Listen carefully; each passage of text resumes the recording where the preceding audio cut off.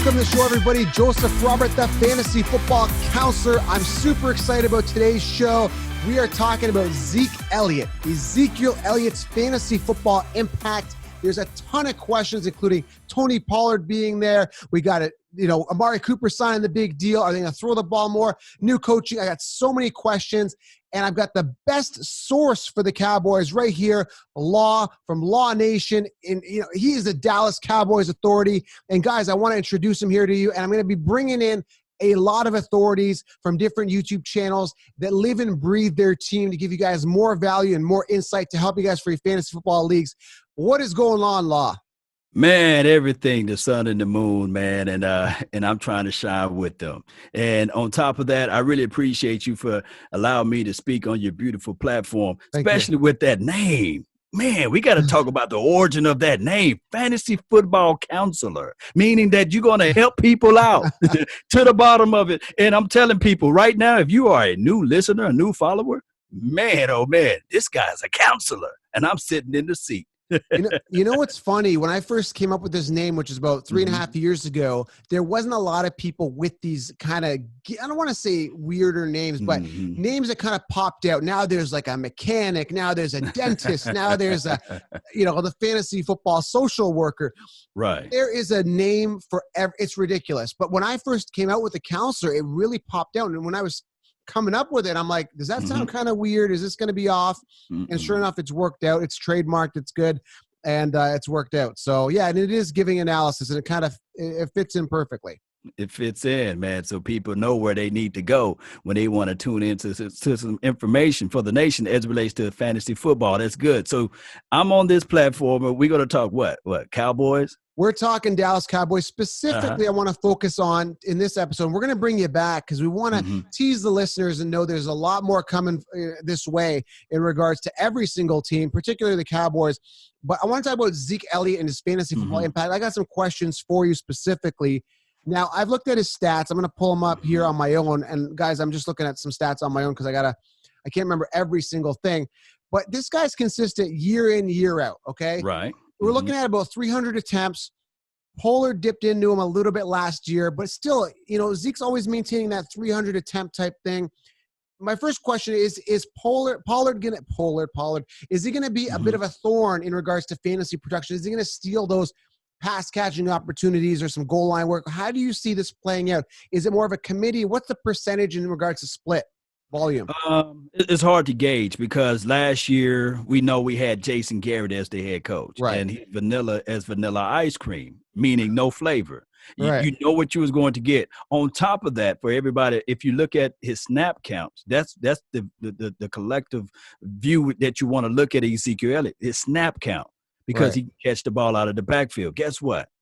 What if I told you, like Ripley's Believe It or Not, Ezekiel Elliott had more snaps last year than he ever had in his entire career. I wouldn't think snaps. That's crazy.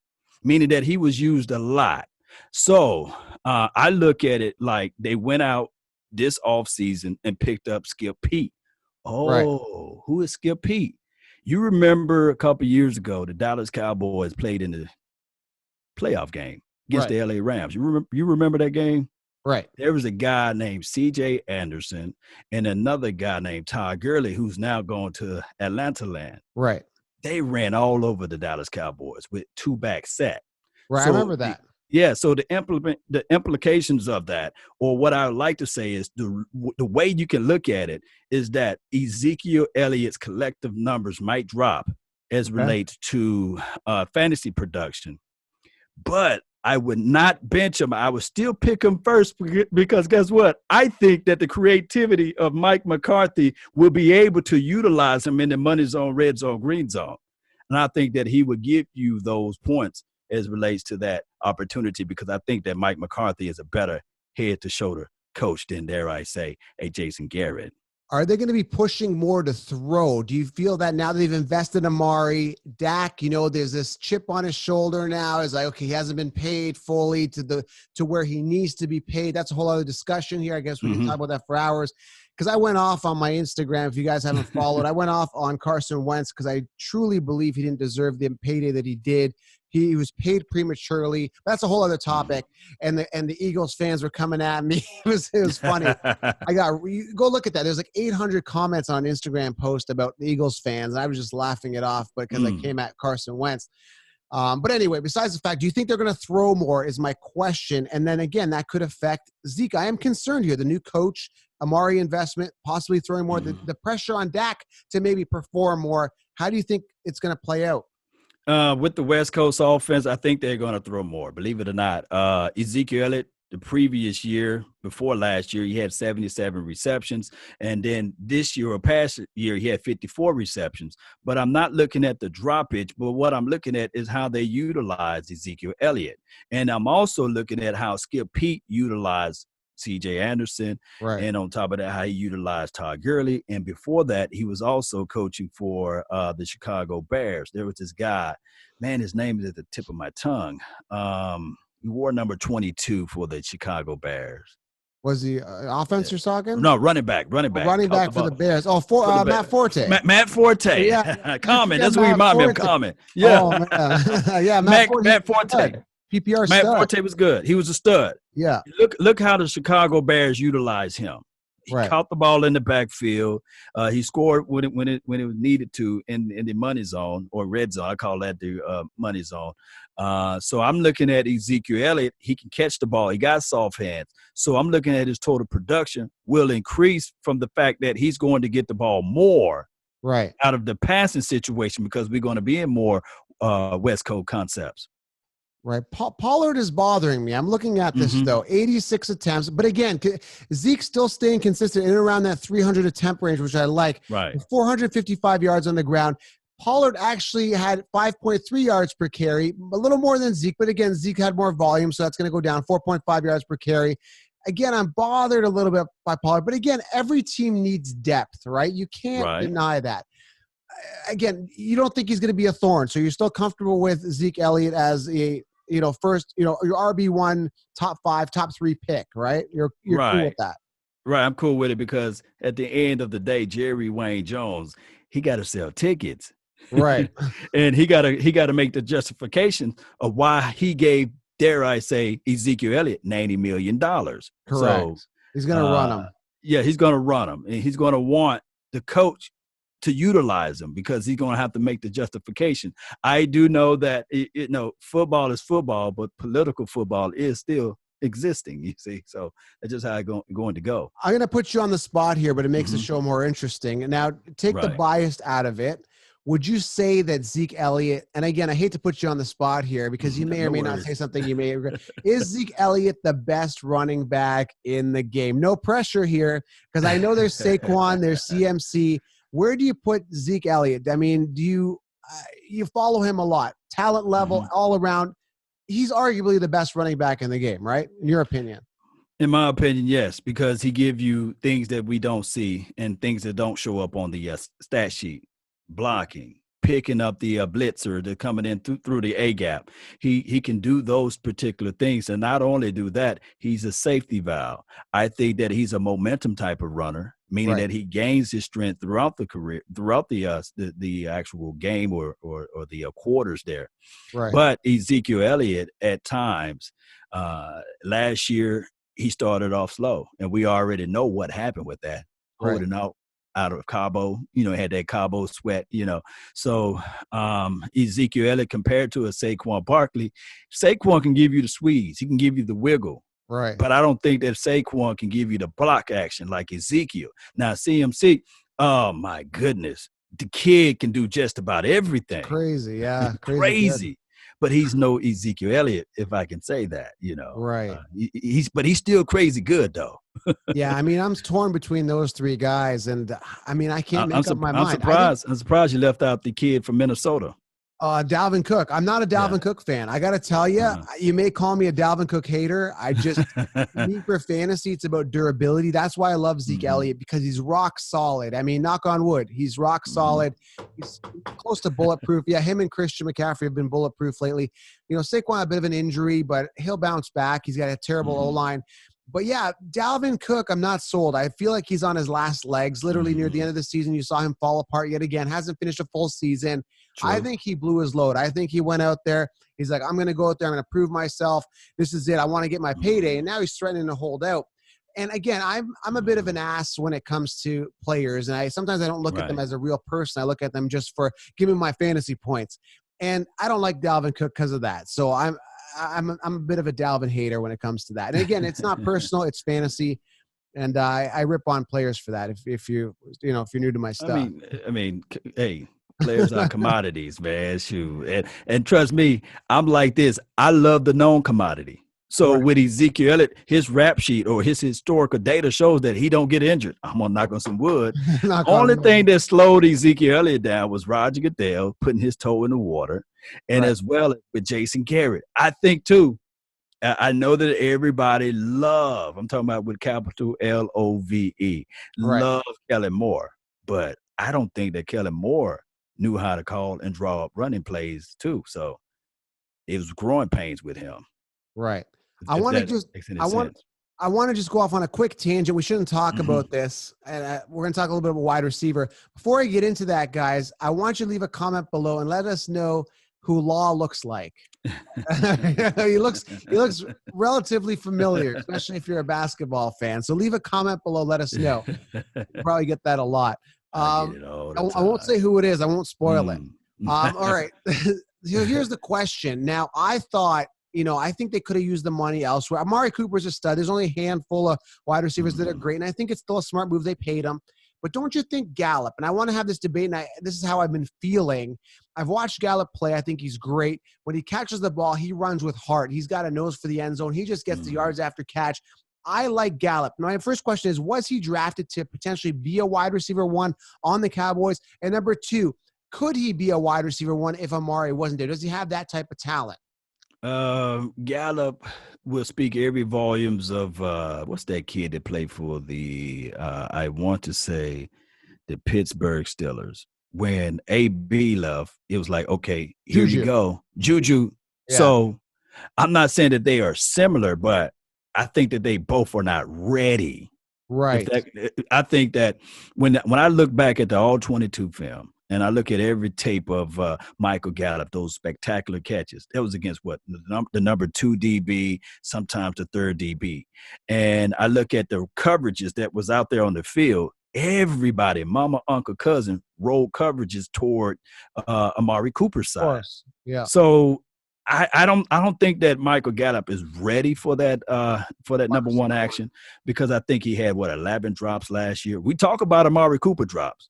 Right. But people fail to realize that Michael Gallup, even versus the number 2 or the number 3 defensive back, he's dropping those balls. He's gonna have to correct that. But I like Gallup though. Shout out to him. Yeah, I think eventually another maybe 2 or 3 years down the line, he can be a number 1. So who's going to replace the slot now? Who's going to play out of the slot now for the Cowboys at wide receiver? I'm glad you mentioned. Guess who played some slot action in college and some wide receiver play in college? Who's that? TP, Tony Pollard. Really? They're going to use him out of the slot. That'll be interesting. That will be very. But I don't know the directions of this particular team. I heard that Curtis Samuel was out there on a trading block. And I said the other day is that there's 2 phases of the free agency. Right. There's the front end before the draft. And then there's, actually 3. The first week of free agency, that's when all of the creme de la creme guys go. And then the second week, that's when the prices drop. And then after the draft, there's that wave of the free agency. Right. So and I'm talking about a big IF, if the Cowboys cannot get the person that they really want in this particular draft as it relates to slot receiver, then they can probably entertain the Curtis Samuel for a 4th round draft pick or a 5th round or what have you. Right. If he's still on the market. So that could be our slot guy. And is their O-line still that bulletproof O-line going into 2020 season? Is there any holes they need to address in the draft and right now? Or is it good, right? He's protected. He should be good. Well, we got Connor McGovern. He's a guy that's on this team that they drafted last year. He's flexible. Position flex is a wonderful situation to have. He can play center. He can give you some guard action. But I'm with the belief that experience is everything. Right. Look, you the counselor here. You can teach people all day on how to swim. You can show them in a book. You can have stories about, hey, this is what you do when you get into the water. But until that person get into the water, that's the only time that they would know how to actually swim. You got to get in the water. So Connor McGovern, he got to get in that water first. Right. So let Joe Looney, and that's the center that subbed in and stepped in for Travis Frederick when he was gone the first time. He did a good job there. He may be your starting center, and Connor McGovern, he might be your starting right guard. I mean, not right guard, left guard, and they might flip flop back and forth with him and Connor Williams, who's coming back from an ACL tear. Right. I put you on the spot. I know today's focus was Zeke, but there's a lot of tools around Zeke. I'll end this, and I don't know if any Eagles fans are watching. And again, I'm not being biased. I don't hate the Eagles. I just thought Carson Wentz was paid. Everyone thinks I hate the Eagles. It was just, no, I think Carson Wentz was overpaid prematurely, $128 million deal, and he didn't finish the season. The guy can't stay healthy. But that's besides the point here.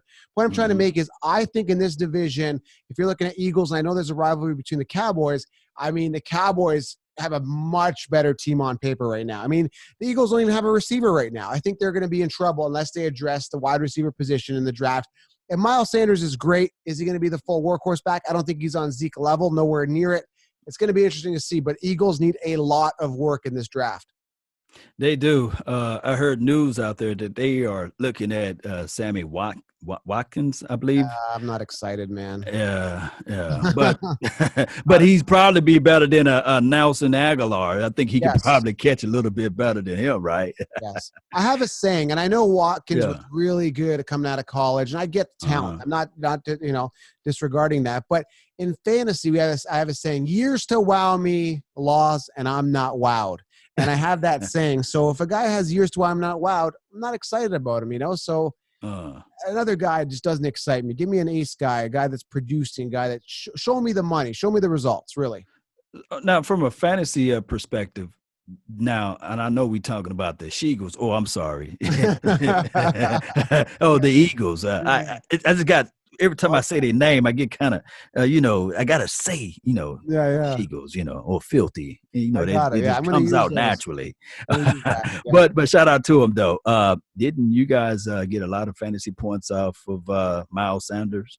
Miles Sanders is good. I actually like him. I'm just not sold on him being the guy. Is he going to be the workhorse back? I think they're going to bring another guy to complement him. But yeah, near the end of the season, I love Miles Sanders right now. If the situation stays the way that it does, and I really highly doubt that it will, similar to Devin Singletary over in Buffalo, great talent, smaller sized guy.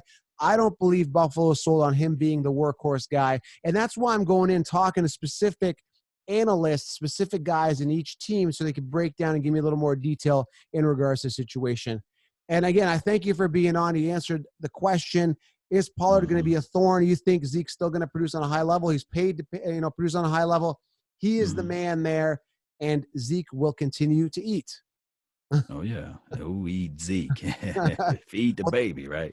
Well, thanks for being on. Guys, check him out. How do they find you? Can you give us all your social links, please? Oh, yes. You can find me at LAW Nation. That's on YouTube, as well as LAWS Nation on Facebook, Twitter, and as well as Instagram.